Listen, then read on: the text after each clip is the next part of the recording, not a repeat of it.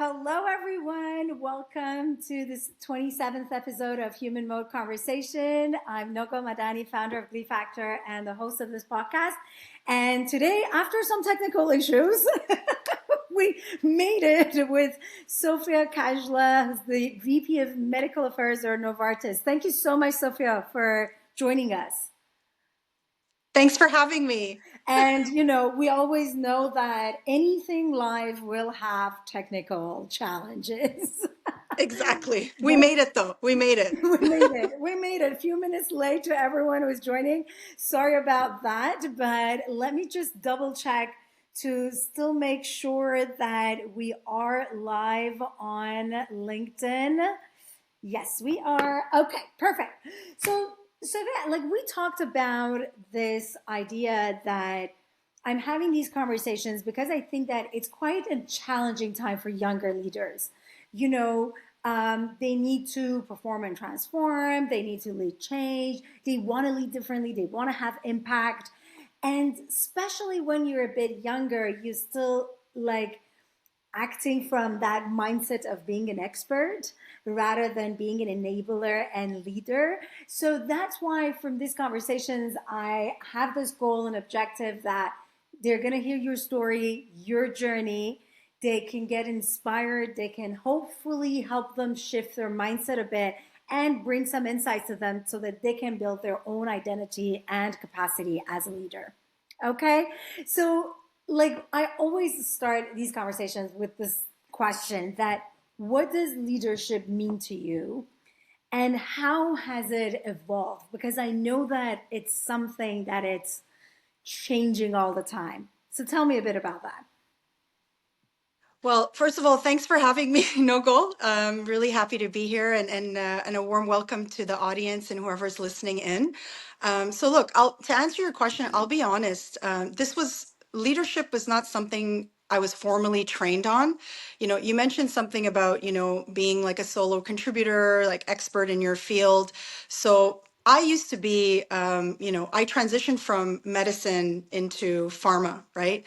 So I was very much trained in, knowing the answers, being decisive, being the subject matter expert, Yes. if you will. And so with that, when I transitioned into a leadership role, I really had to unprogram myself in that regard, right? Not to, bear the burden, so to speak, on my own shoulders. So what I've learned and how I've learned it is I've lived through it, is that leadership is the exact opposite of that, right? And what it means as a leader is to create an environment that enables people to uncover, their ideas, bring their best ideas, and foster an environment that creativity and mistakes and things can happen so that teams can reach, their full potential.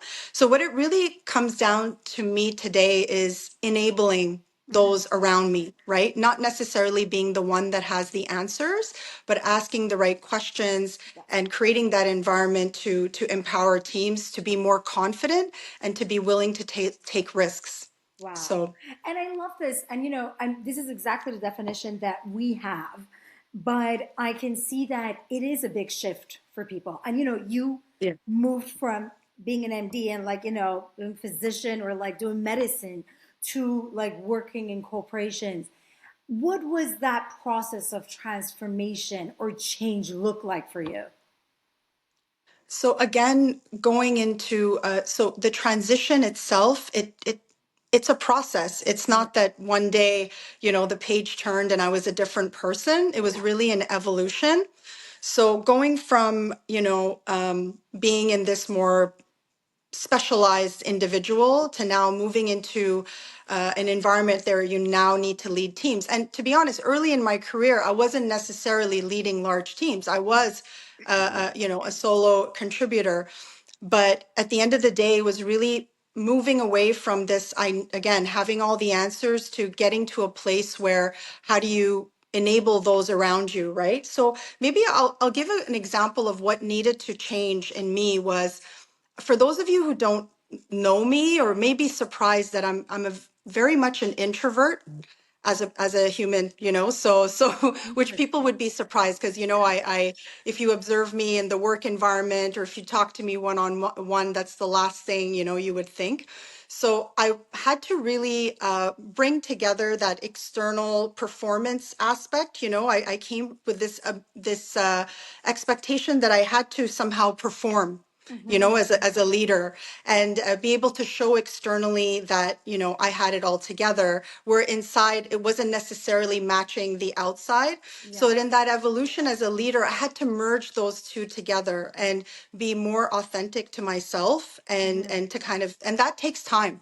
So that's something that, I had to really build on, and for me to get there. Wow, I Mhm. love this. And I would never guess that you were an introvert, but it's interesting that what you need to build and how you build those pieces together so that it makes sense to you, that style of leadership. And like Sophia, like I want to know because you said that at the beginning you were an individual contributor or solo contributor, and Mhm. later on you became a leader. What was that specific moment that you thought that, you know what, I'm a leader now? Like this is it. Like, did you even have that moment, or was it again also like kind of an evolution day by day? So there wasn't yeah, there wasn't a specific moment. I think, but probably the first time I genuinely felt like I was leading, there was someone on my team, a young person on my team, super bright, very competent, and she was feeling very stuck. Mm-hmm. And we had like a one-on-one conversation, and asked some questions. Didn't necessarily provide answers, but kind of redirected and helped kind of maybe give some things to think about. And Mm-hmm. what was really interesting is that she came back to me later and she said, um, I felt like you unlocked something in me, and I feel like myself again. So that was a bit of a insight for me, like, oh, okay, so I'm not giving answers, but I'm enabling people to be able to Yes. uncover what's already there, Yes. right? So there was many little micro moments like that along the way, but I wouldn't say there was like any one specific, but that one definitely sticks out to me for sure. Wow. And I love it because, to your point, I think that this is exactly like around leadership, that what are you unlocking in others? And through you or through your coaching, and not Mhm. necessarily just providing answers, but creating that space, holding that Mhm. space, you facilitate something in Yeah, them that they couldn't do it on their own. And I love that. exactly. And I love it. And I think that, during this time of change, like such a talent in unlocking other Mhm. people, like that's going to be extremely key. Yes. So Yeah. let me just go back to your early days as a leader. You're like, an MD moving to the pharma world, and you're now a leader. What was one of the biggest challenges that you were facing at that time? I would say perfectionism for sure. Coming from a scientific background, Yes. the answers are precise. You need to be on your toes, and bringing that into my journey early on, I put a lot of pressure on myself, Mm-hmm. and it continues to evolve because you want to show up having all of the answers. So how that translated into my leadership journey, I would say I perhaps early on, it was hard for me to delegate quickly. Mm-hmm. And I wouldn't say I micromanaged, and I really hope anybody who's listening that worked with me can confirm that I'm not a micromanager. It was much more subtle than that. But I would say it was being able to let go and know that things don't have to be 100%, and you can just step back and observe, and if it's 80%, it's okay, right? Mm-hmm. So I think early on that was tough for me, and then as the team sizes got larger and the mandate got larger, it's also a bit of a challenge to be able to kind of take a step back and step in when you need to, Mm-hmm. and allow people to take control. So it was also a bit of the not being able to control every detail. That was definitely a challenge. How I work through it though is I did regularly ask for feedback. I still do in my Nice. roles from my teams, right? And to say like, how can I do better? Is there something that you need from me? How can I facilitate things for you in that way? So it's always keeping a pulse on how your teams are reacting because it's very it can be very detrimental to a team if as a leader we have this need to control, because then there's a lack of trust and Yes. confidence in Yes. your team, and now they're adjusting to your version of what good looks like, and Yes. then that takes away from the full potential that they can reach. I love this. And it's Mhm, interesting, Sophia, because what you're sharing, because we do have, like over the conversations of this, series, I've talked to many leaders that talked about that moment of expertise to enabler, being an mhm. expert to enabler. But I find your story fascinating because of your own background as a in like a medical system, which perfection, not making mistakes, Mhm. having all the answers, it is required. It's something that you are like growing up with, like this is your profession. So really switching into the world that risk taking might Yeah, be fine, 80% might be okay. I can only imagine how challenging that would definitely. have been for you. Wow, wow.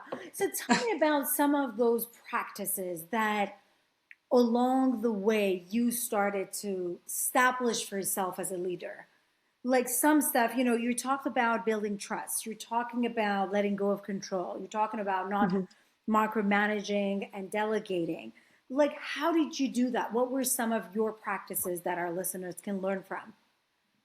So for me, I had to kind of again take a step back and be able to ask for help was one of those as well.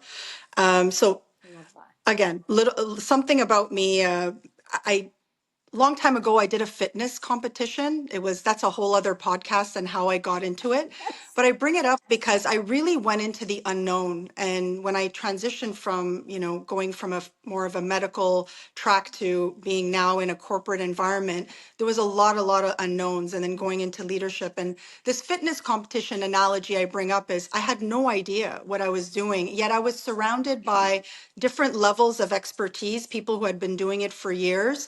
And so I felt like a little fish in a big pond, Mm-hmm. right? But I learned to ask the questions, and I was okay with, I Not knew that knowing. it was the first time, and it's okay if I make mistakes along the way. So Yeah. as a leader, I think asking questions, being vulnerable enough to say like, I don't know, I don't have the answer to that, or let me get back to you on that, were Mm-hmm. things that really helped me, and learning from others around me. And that really has been kind of a continuous theme, I have to say. I don't think that that ever stops, but having that vulnerability to be like, I don't know the answer, and then obviously going and trying to find out what that means. I love this. Like asking for help, saying I don't know, like being vulnerable, like it Mhm. really helps the leader, like it helps you to gain the information that you need and set your foot. But at the same time, it really create that context for other team members to say that, what, this is the Like, place that maybe we can take risks. It's okay mhm. not to know. We don't need to bring all the answers, but instead we can ask better questions. So I can see that through your own journey and your openness, you somehow created that environment also for your team. And the Yeah, fact that, something that has stayed with me, Sophia, like asking for feedback from your team. I think that's something that many of us, we don't do it as often, like especially as leaders. Like, how did you come about no. that? And like, what do you see? Where do you see the impact of it? So I think for me, the feedback, because oftentimes in corporate environments, where you're being evaluated on your performance, and Yes. it's a one way. Your manager is looking at how you're doing. They're giving you feedback, but it goes both ways. I mean, at the end of the day, we have one purpose, regardless of which organization you work in. The purpose is a common purpose. So asking for the feedback for me is, how can I show up better for the Yes. team? Hmm. And also, it's all about self-awareness too. It's humbling, it's grounding. Yes. You know, I've received feedback where, you know, I didn't understand when you gave those directions. You know, Hmm. when you told us to do here's how I understood it, Okay. right? And then you're like, oh, okay, light bulb goes off where, you know, how people receive information, myself included, could be different. So I think it's just keeping those lines of communication open are Open. so Yes. important, Hmm. and it's valuable for me as a leader, as a even in my life in general Yes. outside of work, you know, I to agree. check in with your friends, like, hey, you know, did I, if it's something like, could I have done that better, or did this come across in that way? Wow. I think it's just being human. Yeah. And being human and believing in this idea that we can all improve. That it's not Mhm. like a done deal. You know, Exactly. I'm a leader, I'm a VP, so this is done. Exactly. No, it's never done. Exactly. So Sophia, I have like I always think that as much as we have to learn new skills when we become a leader, there are Mhm. certain things that we grew up with that we have to let go of or we have to unlearn. Yeah. Like we have to stop doing. Like what were Mhm. some of those practices? I mean, perfectionism, obviously you mentioned it, but some of the things that you grew up like seeing, especially as a definition of leader, and that at some point you thought that this is not authentic to me. I have to let go. Let that go. I think one of the big standouts for me was going from doing more to enabling more. Hmm. So that's one. The second one was I was highly indexing on execution. I'm someone who, you know, likes to get things done Yes. and move with speed. Hmm. So maybe I'll elaborate on the doing more. So the doing more versus adding more value, they're not the same, Yes. right? So doing more doesn't necessarily mean adding value. So as a leader, I was confusing maybe both of them. And like I said, I get enormous satisfaction from execution and saying, okay, this is done, you know, tick, tick, tick the box. I'm effective. I'm productive. Yes. But leadership, the demand from a leader for me was something else. I had to focus on the capabilities of the team and growing them. So what that means basically is creating a culture where there's openness and allowing people to, you know, kind of fulfill their mandate and be able to do what they needed to do. So it's so different because it's not tangible necessarily, right? I agree. It's an intangible skill, and it's being able to practice a bit of, you know, restraint as well. You know, I and that's difficult because you want to kind of go in and you want to go and poke, but you got to practice restraint. So I would say those are the two things. And then what is the value? Being able to step back and identify those opportunities, but then mobilize through your team to Yes. fulfill that, you know, value. So that was something that I had to really unlearn and well, learn and apply a bit more, but also unlearn. I love Yeah. it. You know, it's Mhm. interesting. One of our guests mentioned that I always share it. They said, try not to, I learned not to prove or not to perform, but try to be useful. And sometimes, Yes. to your Useful. point, being useful might be sitting back and holding that space for others. Exactly. Like, Definitely. oh my goodness, Definitely. this is extremely important because, again, I think that, and to your point, I love the fact that you're saying that it could be hard because it is hard when we got promoted because of our expertise, because of our performance, because Mhm. of our efficiency. So then, like, sitting back and giving that space to others, it could be quite, like, confusing, I think, as a Yeah, leader. So it is. it is confusing and it needs time to somehow say, you know It what, needs. this is my value right now. My value now is not the answers that I give, but it's the environment that I create. That's it. And I love it because, I hope that so many people listening, because I've worked with VPs, I've worked with leaders that they say that because we don't have time and we have to deliver, I'm doing everything myself and I don't have time to connect with my team, to build trust. Oh, So, and I think that these are the basics for that enablement because if they don't know you or if you don't know them, so how did you manage delivering results, but at the same time, building that rapport with your team so that you can enable them? So I think I don't know. Doing it all by yourself and not being in touch with your team, that's a really something very foreign to me. Hmm. Anybody who's worked with me, one is not, you cannot do one without the other. Yes, And if you are doing things on your own, then something needs to change yes, for sure. But so yeah, keeping that connection with the team is so important. So I would maybe address that in three parts. As I think one is creating a relationship of trust with each team member. And honestly, Nogol, it requires a lot of time and yes, effort.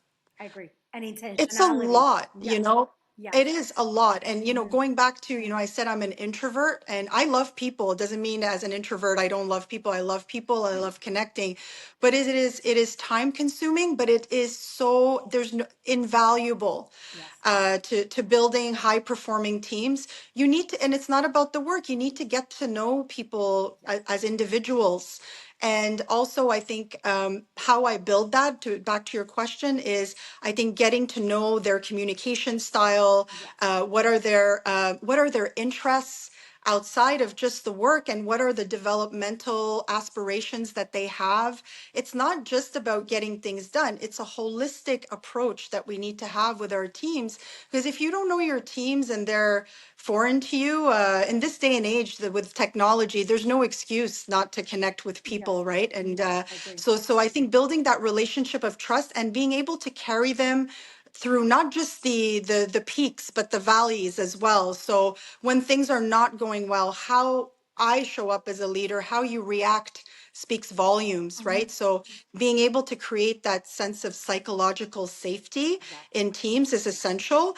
And then also being able to ask the right questions to signal, that creativity and thought. yes. And then I said, maybe you touched upon it a bit as well, being there as a coach. Hmm. We can elaborate on that a little bit more later, but all of those are key Yes, components to that. I totally agree that, and and it's, and I can't, like, to your point, I can't agree with you more that this is vital. It is time consuming. So I understand when people say that we don't have time to build connections, we don't have time to talk about not work, but we need to perform. And my answer is also, but you're gonna perform better collectively Yeah, once you build those relationships, once you know absolutely. more about each Mhm. other. And I want to, you touch base on something that is the valleys. And I think that now with transformation, with AI, with everything happening, the amount of change that we're going through, we're going to have so many downtimes on Yeah. certain times. Like, how do you manage those moments? I want to see, like, that it needs a bit, maybe more from a leader.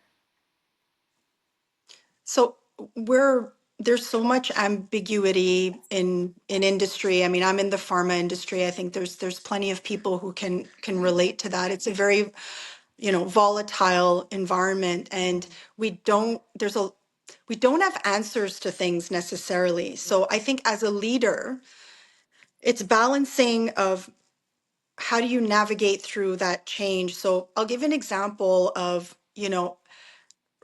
when these or changes happen in an organization. For me personally, I think being open with the information and sharing what you know, Hmm. and showing that we're all in it together and I'm vulnerable too. I don't have the answers necessarily. And then bringing people back to the purpose, right? Hmm. Here's what we do have control over, right? And so we can kind of ruminate over, oh, we don't know about this and we don't know about, what the structure is going to look like in like 10 months from now. Or you can just be focused on, okay, here's what we know, and here's what we can work on. Um, but it has to be authentic, because I think it can't be a manufactured leadership where you stand up and be in front of a bunch of people are smart. They know when someone's being genuine and someone is not. So I think in this changing time, it's being a human leader and really.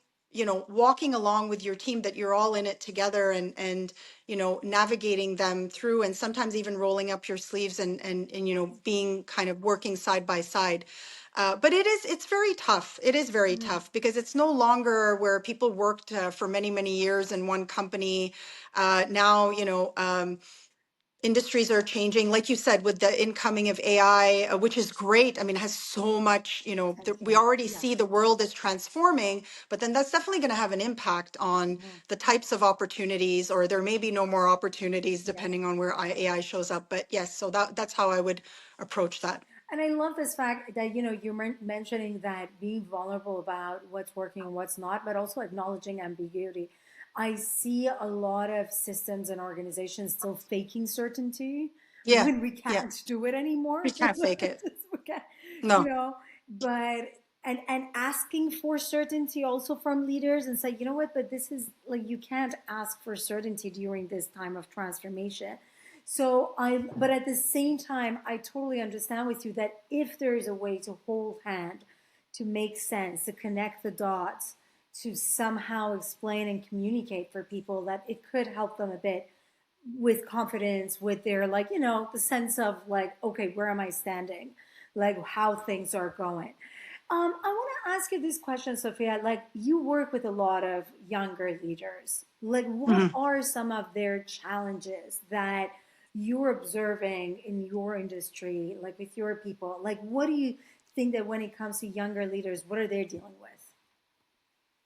So I don't want to be reductive here. I've had the absolute pleasure to work with young leaders that I learned so much from. Mm-hmm. So, it's an absolute privilege because it's a two-way street. I'm sure they Yes. learn from me, and I learn from them. Yes, They for keep sure. they keep me young, so it's all good.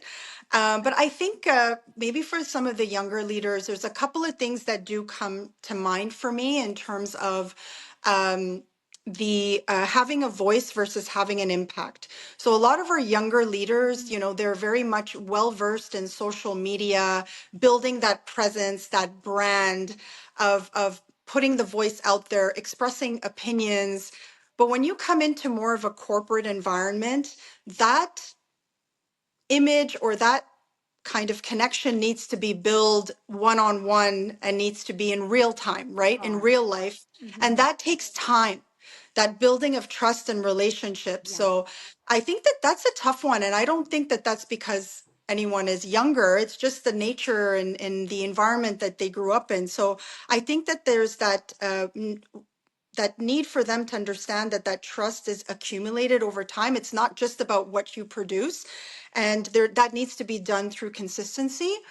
I think the second thing would be real empathy. So oftentimes, again, going back to, when you see on social media, there's this sense of empathy, of, you know, um, talking about it openly in more of a broader Yes. context. But again, going into like again, more of a, corporate environment, it's struggling with that fact that ambiguity, you may not have the answers before committing. So sometimes I think that, there's no clear answer. And then maybe someone younger might struggle with that of, well, Mm-hmm. I don't have all the pieces to the answer. So how can I commit to that, Mm, but again, it doesn't necessarily have to be someone younger. That could be, yes. in any other demographic. And then I would say maybe one other thing would be, relationships can be imperfect. Mm, Building that imperfection is it's okay. There's an enormous, I think, pressure on the younger generation to curate this perfect image of who they are professionally, mm, and it's okay if you're not, yeah. perfect. Yeah. So Very interesting. This is a yeah, very interesting observation. yeah, And why do you think they have that? Is this because of social media? Is this I like think the so. old leadership style that they're looking at and say, oh, I need to be perfect in this personal brand or in this leadership journey? Yeah, I do think that because I think one is the social media, but it's not just their like social media handling, but it's also the barrage of information, including myself, that Yes. receive on what constitutes good leadership. So it's there's so many successful entrepreneurs in this space that Yeah. everybody has a message, and I think it can be very overwhelming of True. what this perfect person looks like versus it's okay if you're over here, we're on a journey, right? So Mm, I think being of my generation, I'm able to maybe decipher between, I can pick and take what I need, but yes. if that's what you've grown up with, my gosh, the bar is high, High. but maybe to a point where it's unattainable, or if it is, it's attained by maybe the top Lot. 1%. So Exactly. that's how Or I even see like it. with a lot of pressure. This A is lot of pressure. extremely valuable. I'm so happy Hmm. that you brought it up because for us, like we usually work with like a younger, like early 30s, I would say, and Yeah. like people that they're moving from being an expert to a leader. And Yeah. I think that having that patience, being graceful and gracious in the Hmm. process is extremely important. But at the same time, I think that you pointed out something very interesting, that like it does take time building those relationships. Like, and I It love your does. wording around like voice over impact. Like, it's not just being somewhere or like saying things that you build those relationships. Like, you need to nurture it. We have to be You need to intentional nurture. about it. And definitely, to Hmm. your point, people that grew up with like social media, which we didn't, we were much older in our lives. I think that this is the challenge that they might have, that they want to get things maybe fast. But I love like what you brought up in terms of just like embracing a bit of imperfection, because It's to your okay. point, it's okay. I mean, it's the only way, Yeah, it's the it only way. is. So tell me, Sophia, like as we're thinking about the next 10 years, like what does the future of leadership look like for you? What do you think that a successful leader, an efficient leader could look like in years to come? What do they do? What are some of their characteristics? So I think, look, I touched upon maybe earlier on some things about creating the psychological Yes. safety, Excellent. making sure that you're a coach and you're enabling your teams. But I think the future of leadership is more about now navigating this environment of ambiguity, Yes. because things are changing so quickly with the AI, technology, everything across the board. It's not like it once was. So I would say it's really, as a leader, being able to hold the ambiguity and equanimity, if you will. So Mm-hmm. with that, I mean, not being affected by the ambiguity, but kind of holding steadfast in those times of change, Strong. being kind of that anchor, right? Mm-hmm. Being very, people kind of trust that you're going to hold it down. Secondly, I would say cultural intelligence. And what I mean about that is, while technology is all over, it's making the world smaller and smaller and smaller. So being able to have the insight into how different cultures and people and beliefs and how things land is going to be important, because the world is not uniform, right? So basically it's complex, and we need to operate not in a one culture, but understand that there's diversity there, and Yes. messages don't necessarily land in the same way. Mm-hmm. And it actually makes me think back to when I studied in university. I was actually studied in Eastern Europe, and I had classmates from all over the world. And in hindsight, it was a real, I would say, schooling in what it means to be amongst people from different countries and cultures, and their beliefs. And so being able to have that open mind, especially when you work in large corporations as well, is going to be very important as leaders evolve.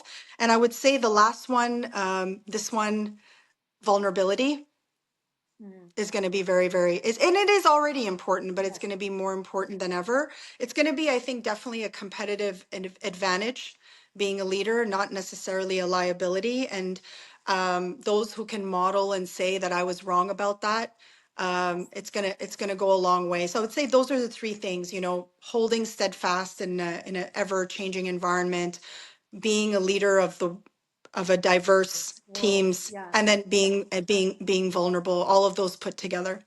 Wow. And I love the fact that, you work in a pharma industry, but what you're sharing about the future of work and the future of leadership is extremely anchored in humanity and human skills. And I think that Yeah. to your point, it's extremely important going through this changing times and also landing Yeah. on the other side. So for us, you know, I want to just finish like this amazing conversation with like the message that you can share with our younger people, you know, listening, that also maybe it's something that you would have said to your own younger self, you know, as a leader when you started. Definitely the challenges that we went through 10 years ago, 15 years ago is different than now. And like there is much more uncertainty, like we have to accept that we're going through right now. But what would be your final words for our people, for our community? Wow, that's a it's a big question. Um, I would say if somebody had spoken to me when I was starting out early, it would say lead from a place of authenticity, Mm-hmm. because leadership doesn't have one form. It's not necessarily the loudest person in the room or the one that has the most profound statements. Leadership has to be connected to who you are inside. Mm-hmm. I mean, obviously, it encompasses all the things we covered, right? Being vulnerable, psychological safety, but leadership does, and it's a journey. So I think whatever you're going through is only going to make you stronger as a leader, provided one learns from it, right? And being open. So I would say, be open, lead from who you actually are, Mm-hmm. and not make it performative. Yes. And especially, I think as women, it's tough, right? We feel that we have to show up in a certain way, Yes. and that's not necessarily the case. So I would say, again, going back to the introvert, when I said I was an introvert earlier,